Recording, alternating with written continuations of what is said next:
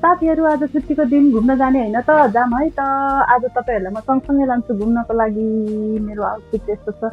मेरो आउटफिटको प्राइस चाहिँ म भन्दिनँ किनभने मैले चाहिँ कहिले पनि महँगो कुराहरू चाहिँ लाउँदिनँ होइन। यो चाहिँ मेरो बर्थडेमा दिदीले पर्मिला दिदीले बुनेर आफ्नै हातले बुनेर ल्याइदिनु भएको थियो।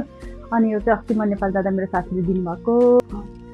र त साथीहरू हामी चाहिँ रेडी भइसक्यौँ कहाँ जाँदैछौँ भनेर चाहिँ तपाईँहरूलाई पछि थाहा हुन्छ है त।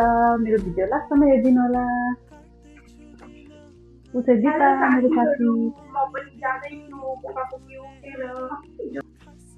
निक्लिसक्यो। ओहो यहाँको मौसम चाहिँ यस्तो छ।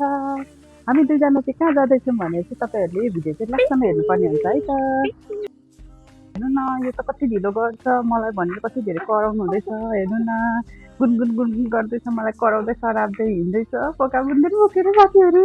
ए दाजु न यसै गनगन गर्न अहिलेसम्म छोडेको छैन। हेर्नु न यहाँ अहिले 5 बजीसक्यो यहाँ 5 बजिसक्यो यसले मलाई 2 बजीदेखि कराएको छिट्टो आइज के आज भोलि आउला भोलि भन्थ्यो। आफैले भ्याएन 4 बजी मोबाइलमा चार्ज पनि भएन कि त्यही भएर चाहिँ मैले अम्बिलो भएको हो। त्यही भएर अझैले गाली गरेर मार्न आदिसक्यो। हामी चाहिँ यहाँ आइपुग्न पनि लाग्यो। अनि यहाँ माथि कति मिठो हावा पनि चलिरहेको रहेछ।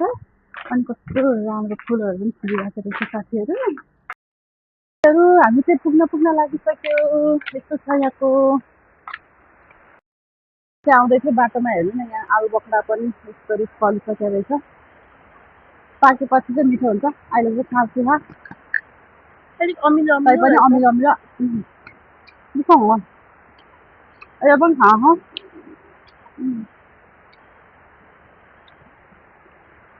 अनि केरो केरा रहेछ। कति खानेकुराहरू के नि त कलेजको गाइडहरू।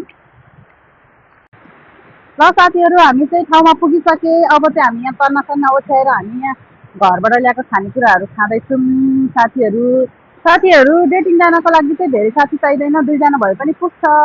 भयो त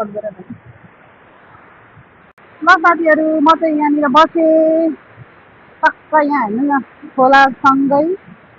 अनि यहाँ मजाले आफूले बनाएको खानेकुरा ओहो आनन्दसँगले खानलाई कति आनन्द आउँछ नि साथीहरू। कतिको इच्छा होला नि यसरी खोलाको छेउमा बसेर यसरी खाने। ओहो साथीहरू हाम्रो चाहिँ छुट्टी यसरी बिताउँदैछौँ है। कस्तो लाग्यो तपाईँहरूलाई हाम्रो भिडियो?